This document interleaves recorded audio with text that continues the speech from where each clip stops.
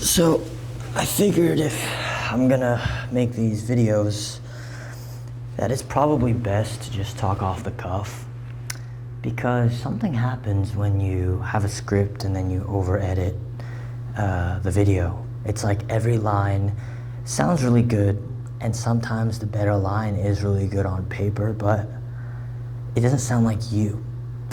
And there's some unspoken gem about being off the cuff. It's like if an idea wanted to force itself out, it forces itself out. It's so urgent that you may pull the wrong words. But that's the thing about human pattern recognition, is we get the idea. So I'm just gonna do maybe a 10 or 15 minute video of just talking. And I might have the wrong words as I continue to make these, but it's the right idea.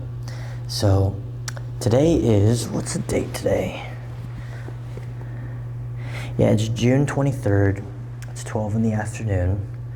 Have a cup of coffee here. And a lot of progress has been made with Actum. Like a lot. We not only have the 501c3 status approved from the IRS to, I guess, have tax deductible donations and be viewed as a credible public charity, but now we have officially opened our investment portfolio that allows us to invest our donations. And we also have done our first wave of capital outreach, which is literally cold calling a business. There was no business in the world that we don't call. If it's Planet Fitness or Vallarta Market or freaking In-N-Out in Baldwin Park, the first In-N-Out, by the way, that's where we all grew up. We just asked the businesses if they're interested in us supporting a charity, and a lot of them are, like Spago in Beverly Hills or all these restaurants. They do. But the interesting thing is, when I look up what charities they donate to or have some kind of relationship with, the website of that charity says we amplify voices, and we have community initiative programs that support cultural voices, or I don't know, it's just a bunch of nonsense. There are 1.5 million registered nonprofits in America. I still see a pretty shitty world, and that's not to say nonprofits are our enemies. I'm just saying, like, there's a whole bunch of nothing. And so it is funny when you do give a call to like a business and they're kind of confused at what you're doing, because it's like, you guys are providing free shelter permanently? What the hell is this? But yeah, that's what we're doing. And I just think that there is such a large chance for Actum to be successful, because its idea is stronger than a lot of the things that we currently give to. Not to say that other nonprofits are not doing vital work, but I will say many aren't, and that many aren't doing work at all. And we already have many videos online exposing the fraudulent activity of nonprofits and money laundering and mysterious overhead expenses. But sorry, I just want to make sure this freaking video is recording. I can't even see it. Okay, yeah, it totally is. All right. Wow, that's how I look. Okay. But so, yeah. So anyway, in terms of the Actum progress, we have that. We have our capital outreach. We also have our campus club programs for high school and universities, very fleshed out. Our transparency page is no longer just donation in and tracking how much we've raised. It literally shows the fees taken out of every donation from the processor, as well as every expense, every merch item, the interest payment on any kind of payment processor that holds our money, it's an extremely accurate and traceable a transparency portal. And it's so impressive. Surya did such good work on it. But basically, there's not a single penny that you cannot see publicly. It's available for anyone to access. Anything, any activity that Actum does is purely visible. And I think that's a huge achievement, and I think that should be the standard that companies who expect public trust should operate. Or really any company trying to tackle such a large human challenge. If you're for the people, there's nothing to hide, right? So that's up, and we have a pretty strong content plan. It just has everything that it needs. But I want to show you this video that is supposed to be posted, but it's pretty much like this kind of hard launch for Actum. And the reason it's a hard launch is because I, as an actor, have not publicly announced that I've founded Actum, or like on my YouTube I have like so little subscribers, so no one really knows that I do it. When we get the hundreds of thousands of views on the Actum page, on our TikTok and Instagram and stuff like that, they just think I'm some guy. But because they're posted on like both trial reels and also like a whole separate Instagram page that's disconnected from my own, you could really see that how the idea is reacted to by people and not fans of your show, and not industry professionals who are rooting for you. And so the video we're trying to post is this one. Okay, I have no idea, but it's just like me sitting down in a green sweater, and I'm kind of scared to post it. And that's so stupid, because why am I afraid of going public personally? And I think that's what I'm learning is I'm scared of what people will think of me, because I'm embarrassed. I'm embarrassed not because of the nature of Actum, but because it's something I care about. And when you care about something, you risk being humiliated. I don't want to read a bad comment, and I know it's nothing but like a rinse of water. It's nothing. A bad comment's nothing. The idea of Actum is so strong that it should surpass any kind of ego from its doer that battles fear. But what do you know? We're human. Like, this is how I feel, and I just gotta post it. But yeah, it's a different kind of exposure. And once my family and coworkers know about it, it's like that is what you face when you talk to them. That is what your life becomes. So yeah, I do want to say though that my life really has become Actum in a way where there's truly no complaints. It's just such an interesting life. Like, I will grab like my own, sorry, I just need a cup of coffee. Okay, does anyone else like not feel the effects of coffee? Even for the first time in my life, it just made me go to sleep. Every time I drink coffee, I just get kind of like sleepy, but it's so nice to sip on something warm. I used to drink tea, a lot of tea and honey, like green tea or Sideritis tea, Earl Grey, but then the smell of coffee grinds was just so like aromatic and good. Anyway, I forgot what I was saying, but yeah, no, Actum has led me, oh god, there's people, has led me to go to the cafe every day, and there's always something to work on. Whether it's like filing some kind of quarterly required compliance paperwork for the California Business Tax Administration, or it's Like, yeah, there's like website tweaks and website bugs, but it's also like trying to understand how the algorithm is moving, because the currency of the world is attention, and I'm really starting to see the value of content now, both for Actum and in my personal life, because could you believe that we can talk to anyone? And I don't just mean phones and calling people up, but posting is not, if you take away the money aspect and the followers and the social status of creating content, it's actually such a powerful friendship tool.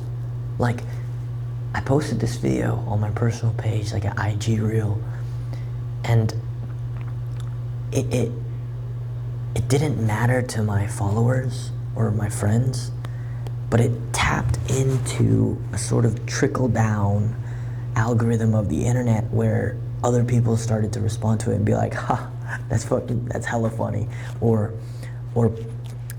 people double tapping who I don't know, but they have like millions of followers, and they're all like either like a musician liked it or a creative director liked it or something, and I'm just like, we are actually speaking to people. So it feels as if being alive means that you are constrained by both where you live, how much time you have left. But posting uses the time that you have to reach people outside of your location, and anyone in the world can see it. And if you don't have friends, it's like, it's just because they may not live in the same town as you, you know, and all it takes is one. So yeah, I just think there really is a value to posting. It's kind of a way to talk to people who want to listen, because they can easily scroll past. But if you say something that strikes a chord in someone, they might not have had that chord struck at all if it weren't for you speaking, if it weren't for you posting. So yeah, anyway, Actum is ready. I remember making that video probably in November 2024, 24, 25, 26, so basically 3 years ago. And here we go. Right now what I'm working on is an essay. You can call it a manifesto, but it's really just like a approximately 50-page book that details the argument for free shelter. And it's interesting that the longer you hold an idea, the sharper your reasoning becomes, and you get closer and closer to what the actual moral reasoning is for universal free shelter. And right now I usually turn to two things, which is that shelter is more closer to essential infrastructure than a consumer good. Food, water, shelter, and air are the conditions that a human being needs to survive. Those are biological survival requirements. So why would you treat any of them in a civilized society as a commodity? It's not a product. If the body needs it, then it's a human right. It's a human right because those are the conditions necessary to live. So shelter, it very well can be a real estate industry, but basic shelter, the capacity to sleep safely indoors, that's a whole different thing. So that's what like the argument has kind of become as I talk about it to strangers, which I will literally do to anyone I meet, just to bounce the idea, just for it to get stronger. My 9-year-old cousin just told me, but that's not fair. If I work for mine and you give it to someone else, that's not fair. And I'm like, but it's for you. It's for you too. The person who works hard gets one. And he goes, huh.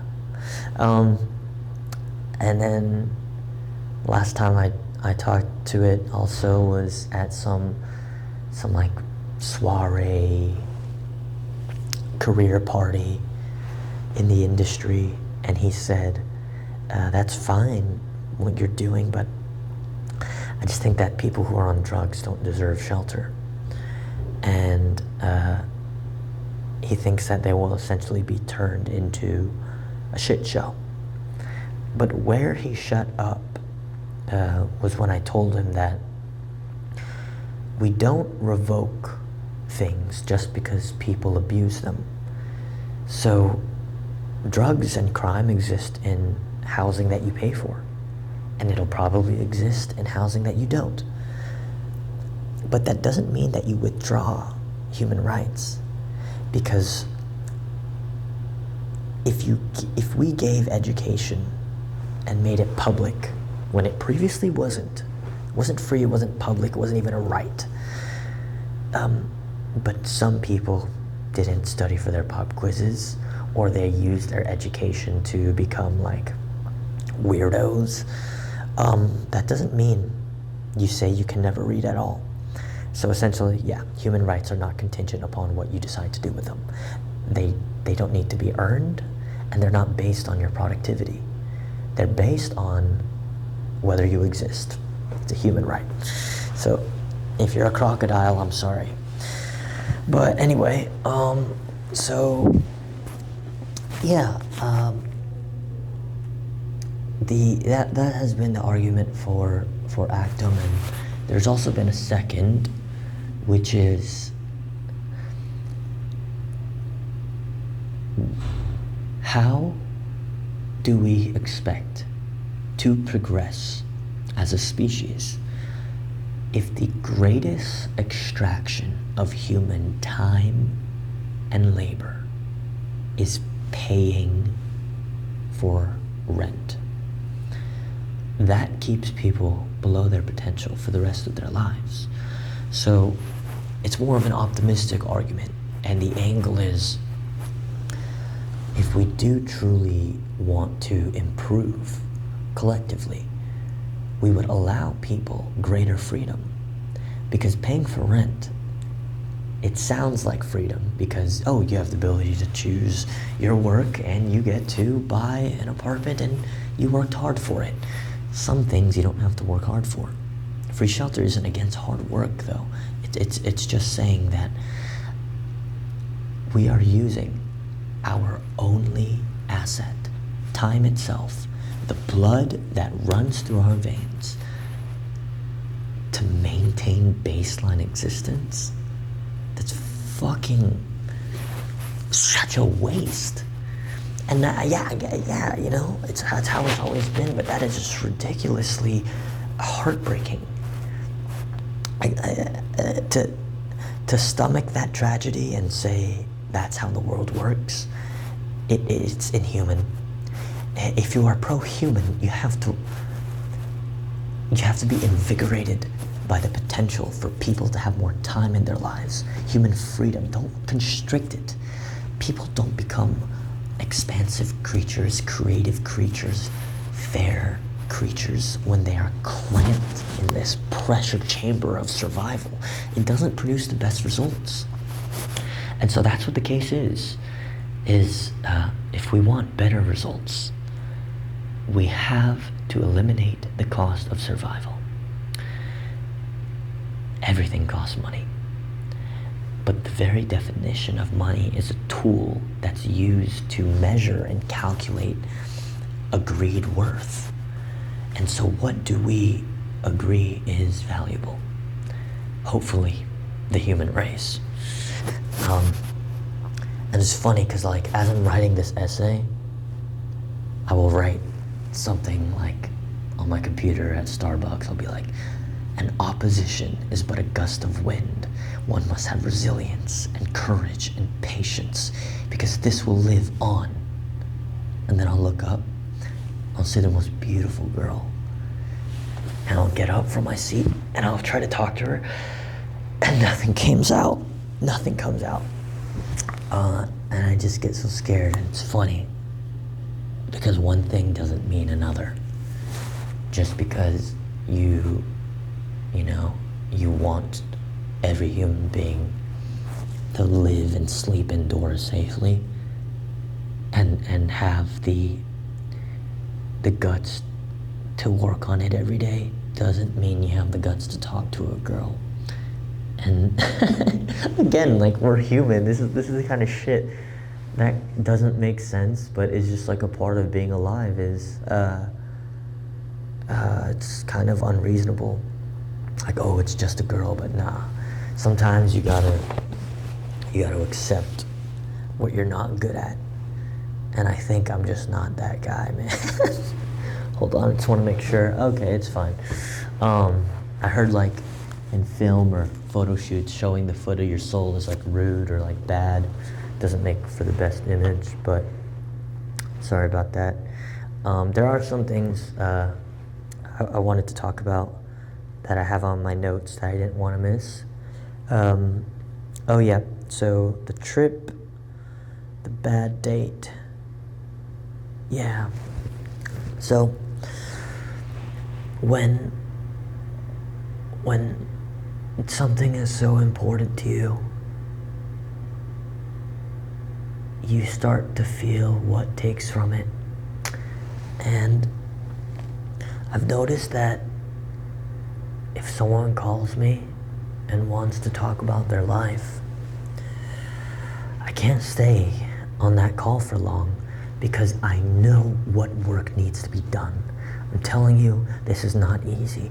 It's not just fundraise and post content. No, to run it with 3 people, with the ambitions that we have, there's always something to do, and it's not always large, enormous tasks.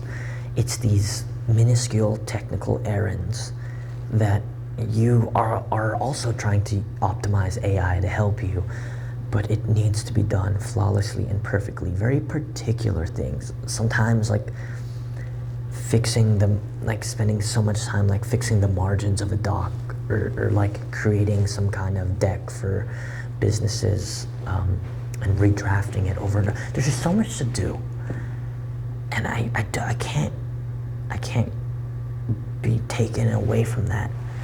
And it's sort of become my subconscious agreement, which is, we gotta do this. And if you hire, let's say, a staff of 100, that doesn't necessarily mean they will produce equal work as one passionate person who wants to do it. Like Surya Singh, for example. I feel like when you give someone a task, there is a way to do it, and there is a great way to do it. And the great way may take going till 4 in the morning, which we have multiple times on a very small minor thing, just to make it perfect. Well, of course, a team of 100 will be able to do that 4 a.m. task by 12 p.m. They'll probably be able to get done, but it won't be done the same way. There are some things on earth that have an infinite, unlimited amount of ways to do it.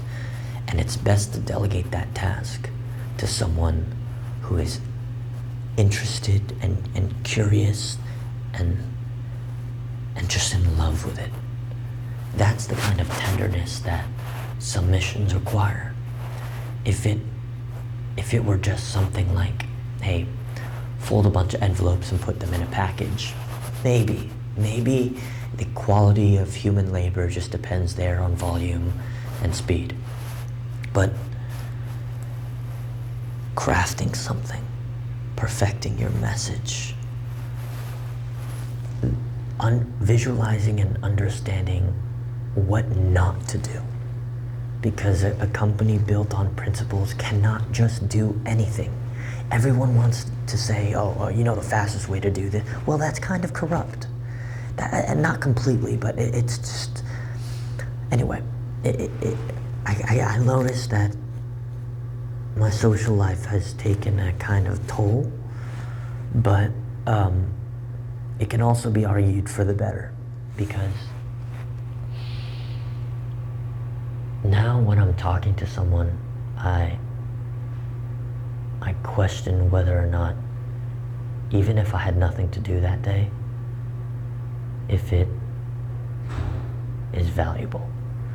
Not valuable as in I need to get something out of this interaction, but valuable in the sense that the experience itself is meaningless. I don't care, but someone else might. And it's unfair for me to take you away from them.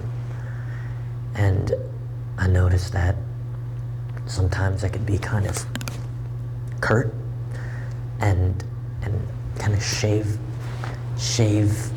life experiences off a bit faster because I need to return. And that's kind of just what happens. I even noticed that I went on this kind of date situation, and I noticed she was thinking something about me that she wasn't saying. So after the date, I texted her and said, hey, I get it. Probably not gonna see each other again. What did I do wrong? How can I improve as a date goer? Because I always want to that feedback. And she goes, oh, holy shit. Like, if you actually want to know. I'm like, yeah, of course. Like, let's just like be human for a second. Like, we don't have to like ghost each other, forever. Well, where's the learning opportunity? And she said, well, I noticed that you like to point out everything that happens between you and I, and you verbalize that thought. But the constant identification ruins the sexual tension of the date. And I found myself thinking more than like being able to flirt with you or relax with you or feel a vibe. And I went like, fuck, that is just worse than being called ugly or anything, because that's who you are. Like, who you are. And I don't know if I've always been like that. I think it is Actum. Because on our Discord calls, our meetings, or even just any problem solving, you have to be able to identify everything you see that is either wrong or right in order to create the workflow momentum of being on the same page. Because when you work with another person, you're trying to find something you're trying to find, and the second someone diverts from that path, you just lost. And then you have to spend more effort explaining. So it's the constant, yes, there's this, hold on. I know you said there's this, but is it really that? Oh yeah, that's that. Okay, that's that, all right. So but on a romantic evening out at a bar, shit does not fucking translate, man. Yeah.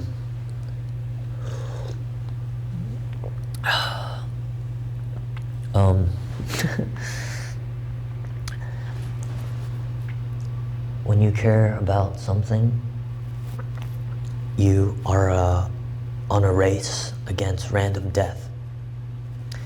And I've felt that I've always been that way with like sometimes like books or screenplays that I'm working on. I always send that copy to Surya, but with Actum, for example, we're going on a trip just for our personal lives, because we are friends, and so we're gonna just let go and enjoy Asia. And they called off work, and we're just gonna have a good time. The first thought I had of going on vacation with Surya and Edmark was the vulnerability that poses to Actum. Because by being on the same airplane, if anything happens, we risk mortality. And I know, like, dude, those never happen. But it can. And every year they do. And it's tragic when you see 200 passengers lost their lives. To me, it's not just about losing our life, but it's about the mission risking death. I want Actum to continue. The thing about Actum is it's bigger than one organization. It almost doesn't matter who founded it. Universal Shelter it's an idea.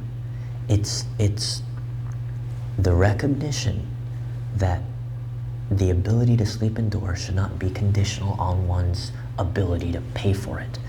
That has to live. People know life sucks. People feel it. They come back from work and it hurts. Their feet hurt, they have chemical burns on their skin, and they don't even know their own kid because they're away for most of the day. Well, just because we feel the pain doesn't mean we're set out to change it. And I don't know who will change it. So I don't know what's happening, if it's heating up, but I don't want to risk random death. That's why, like, before putting out so many things, like forms of content, the book, the essay about Universal Shelter, and we're going to self-publish it immediately. But I've noticed that I've just been trying to set up life in a way where if I die or anything happens, Actum can still persist and manifest in different ways. And I know that sounds like paranoia, but I'm telling you, the risk of humanity never experiencing a world where shelter is free, because there are so many money-hungry, greed-driven industries that prefer you not to have freedom,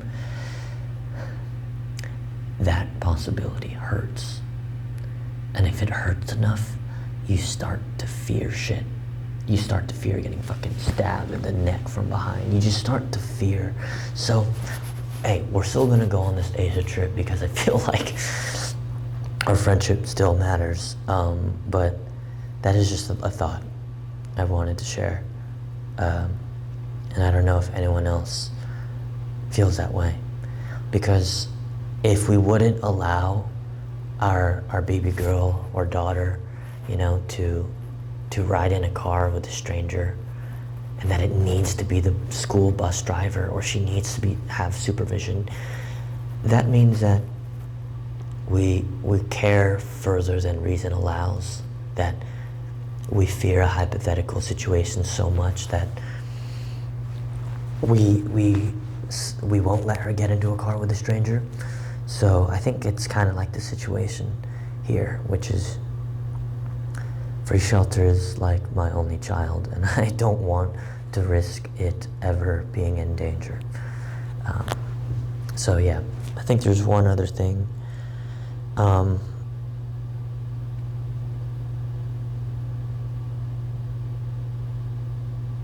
Yeah. I have about a month and a half before I go back to Vancouver, Canada, to shoot the 4th season of School Spirits. I am particularly excited because once I return from the show, I am going to make my own movie. And this has been important to me because the life of the actor is to be in the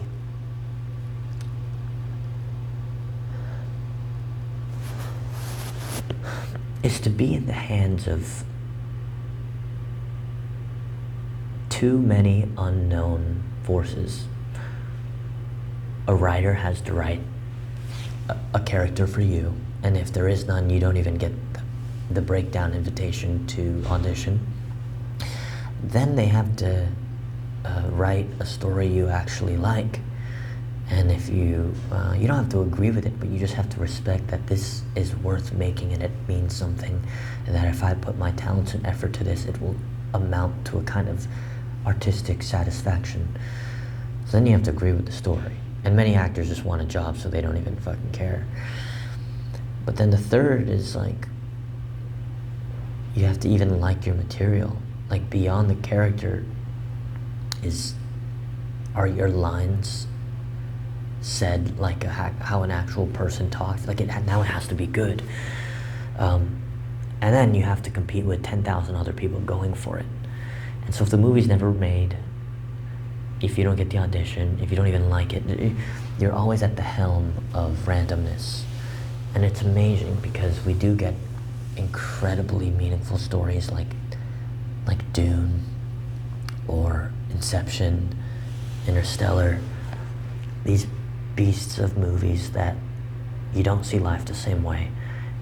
We get them, but we recognize them because they are of the few. The movie that I'm making is the movie that I've always wanted to see.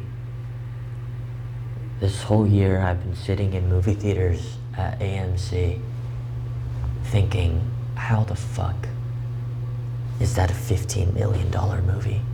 And it just means nothing. And so, oh, people are coming. This is awkward. This has never happened. I'm gonna play it cool, drink coffee. Should I act like I'm typing something? Yeah, I'm gonna act like I'm on this. They're coming right now. And, oh, hello. Sorry, I just really, please.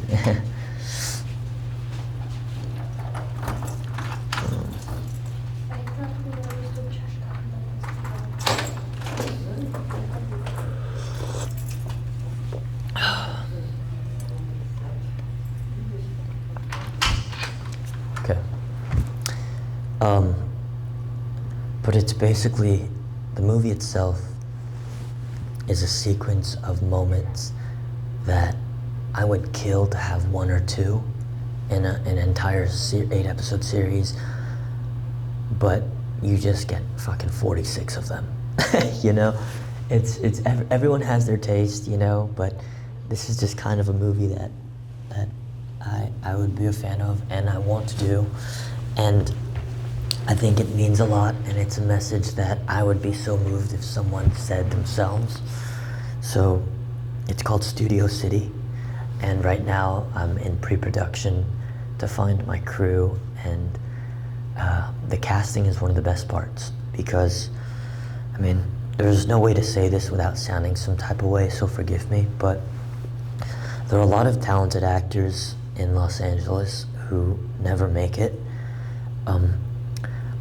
But it's that never make it that is always the assumption, because one role could blow their careers overnight. So it's not that they're incapable, it's just that they have not been given the opportunity.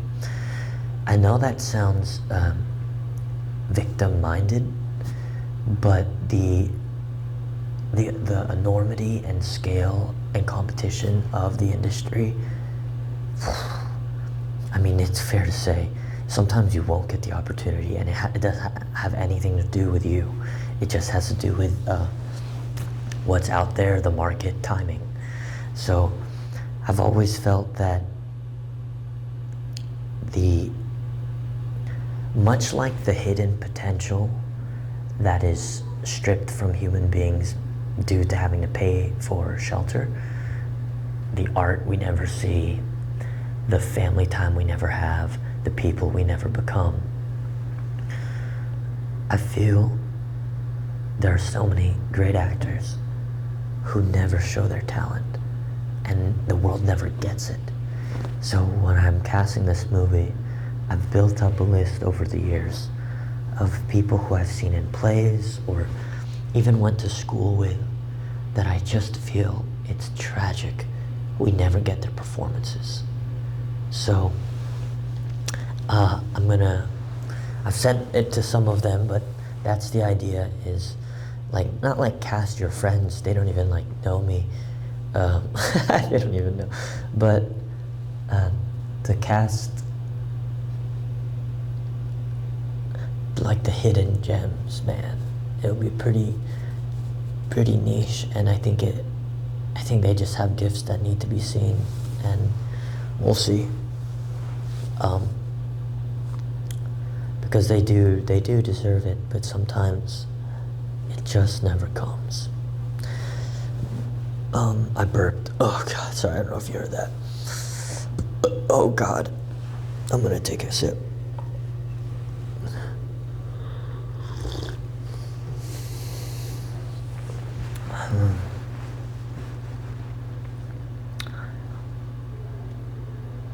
I went to lunch with my manager the other day, and he asked me if I'm dating anyone,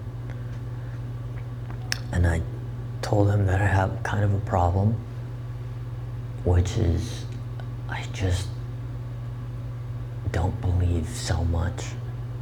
Like, so I told him I only am interested in dating a girl that says no.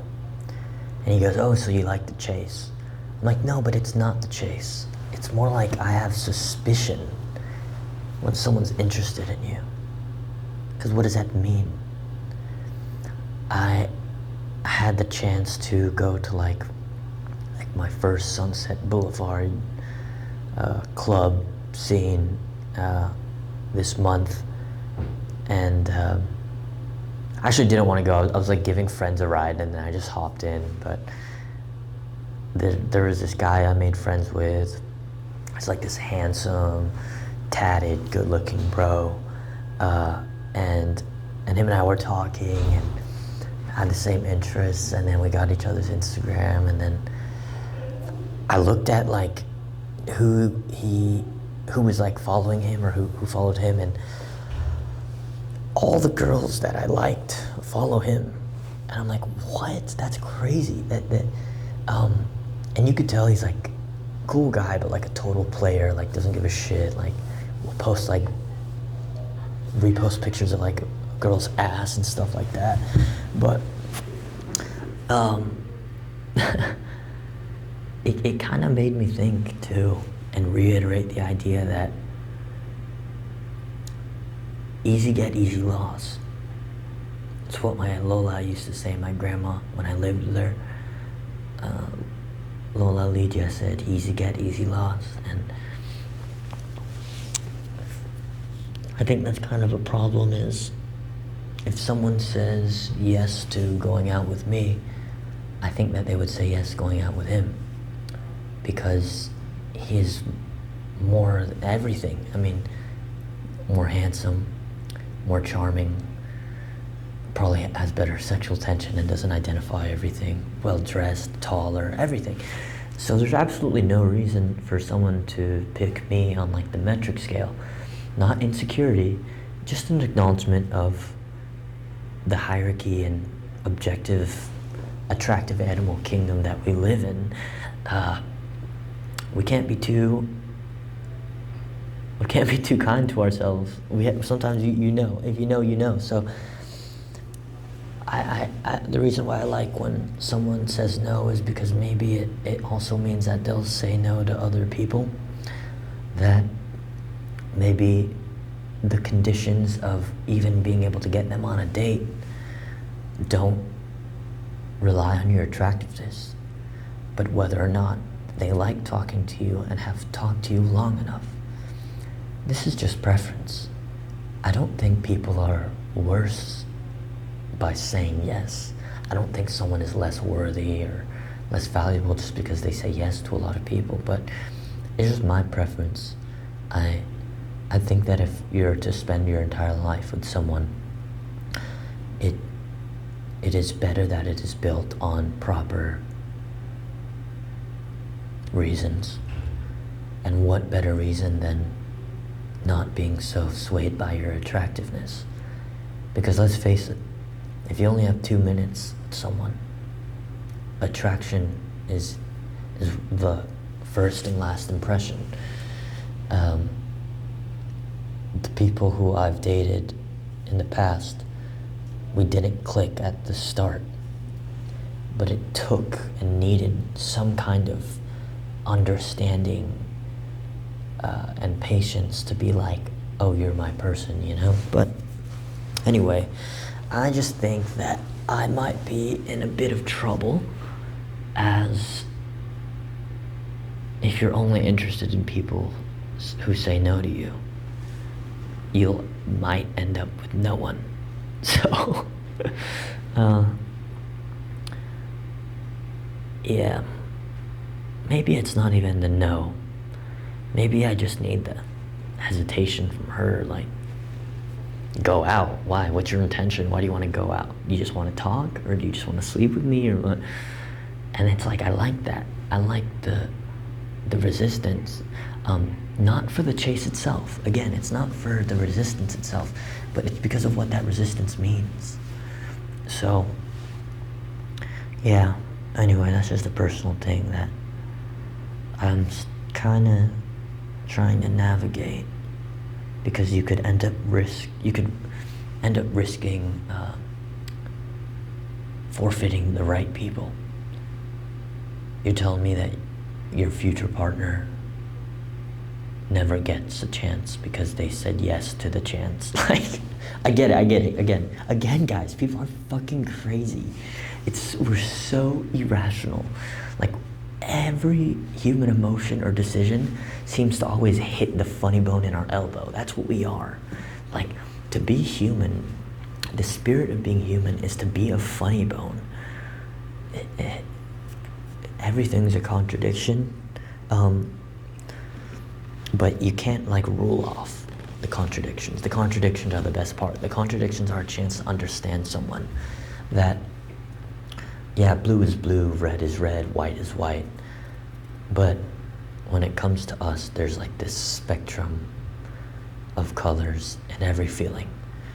And it's usually a swirly mix of many different kinds of colors. So, yeah, anyway. You know what I should do on this video? It's my phone.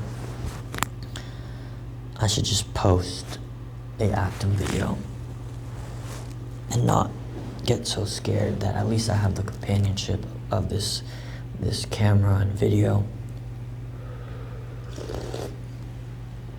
I'll just post it.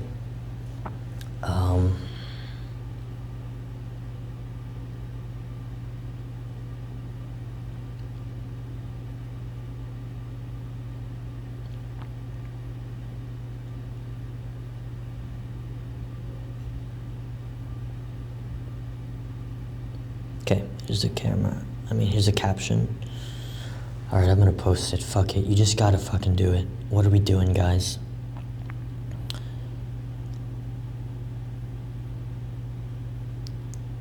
Like, I get that there is the fear of like, oh, you put your ass on the line, what if you fail? But there's two things to that. Like, what if you fail, like, meaning like, what if so many people hate the idea and find it such a threat to the fundamental economics of how goods and services work that they lobby to shut it down? That a human rights movement can be seen as so threatening that they shut it down, and then it's like, fuck, right? But that won't work. It won't work because when people sometimes need their own pain to be articulated in order to change it or understand it. Actum actually seems to be the communication of generations of dissatisfaction and suffering. So it's like, how can you shut down a movement? The movement lives beyond one single state charity filing. It's the beauty is also the attempt. It's that people actually believe human beings are worth more than just survival, that there is more to life itself than merely paying for it. Like, again, this whole fucking building, this apartment building I'm in, it features probably 115 people paying for rent. So again, it's unusual to, preach that, but okay. So I'm gonna post the reel because I'm so scared and I need help. All right.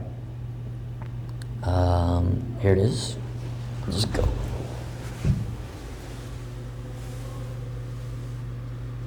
Excuse me, what's your name? Christian Ventura. And what do you do for a living? Shot that at. Oh, Sweet. it's all dark and shit. What do you do when you're not acting? Okay. Okay. Okay. Okay. Add a collaborator. Tag people. Invite collaborators. Christian. Okay, here we go. Fuck. This is fucking scary, man. Gosh. Okay.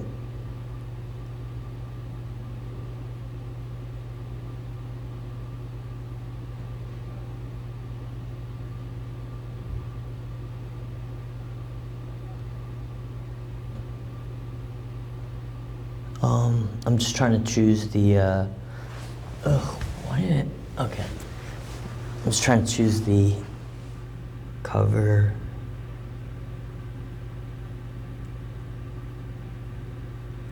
Okay. Cool. Cover and then add the caption. Add to merch, add to volunteer. Okay. Actum has designed the world's first, Actum has built. Actum is building the world's first for universality.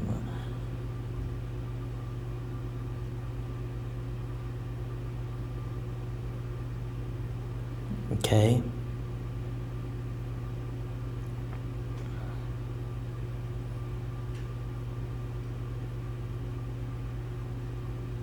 (501c3). 3 nonprofit. Good. Okay.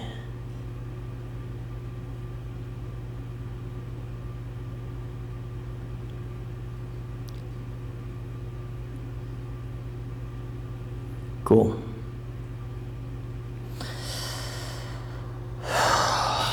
Should I say something else at the top of the caption, since that's the only thing that people read, which is like, a world without rent is being built, or... Nah, fuck it. Here we go. Fuck, this is so fucking scary. Okay, why am I scared? I'm scared because it's ego. That's what fear is. The idea is strong enough to stand, and there is no fear. It's like full of need. It's just I don't want to get made fun of, because we're still attached to a fucking human body that has to deal with making breakfast in the morning and remembering all the comments and hate that you get. I'm telling you, people will hate. Like, just because you want, if you're for like human freedom or human rights, they'll hate. At first, they all hated. When we first ever created a social media page and we posted the case for housing, the first things you get were just like, it's the stupidest fucking thing I ever heard. But when we posted that same video 4 months later and you get 150K views, the comments are, I have been waiting for this, or you guys, make a grown man cry. So here we go. Here goes nothing.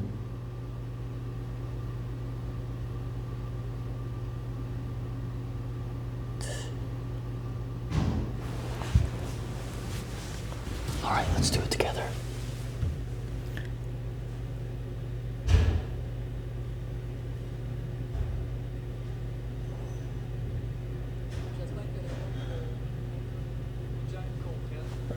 Okay, that's our friend, by the way. It's a French guy who, like, he does something interesting. I think what he does is he does random acts of altruism to help people's lives, and he does it for free. And he runs on donations in order to get the supplies for things. But He interviewed us like a few months ago because he was like, dude, I also believe in doing things for no return. Can we talk?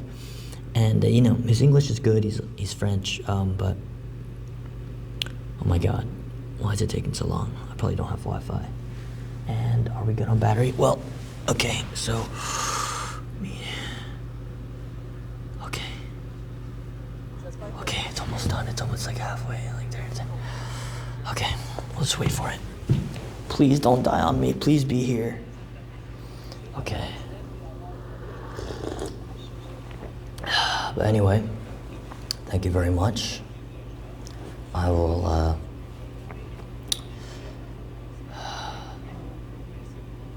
I will talk to you soon. I hope, I hope this is entertaining and educational, whatever what was shared today. It's a very fucking interesting thing that we're trying to do. That feels so funny sometimes. When like, I'm telling you, doing this is the best thing in the world. Like, it's so funny because at the same time that you're like, let's say trying to apply for state solicitation, which is basically the legal approval to ask for donations in America, and you're like trying to explain to some government agency that like permanent shelter is deserved, and it's like this dramatic fucking thing. 15 minutes later, like, you have to replace your windshield wipers. Like, it's just, I don't know. Oh, okay, I gotta go. Bye. Internal temp high, allow it to cool.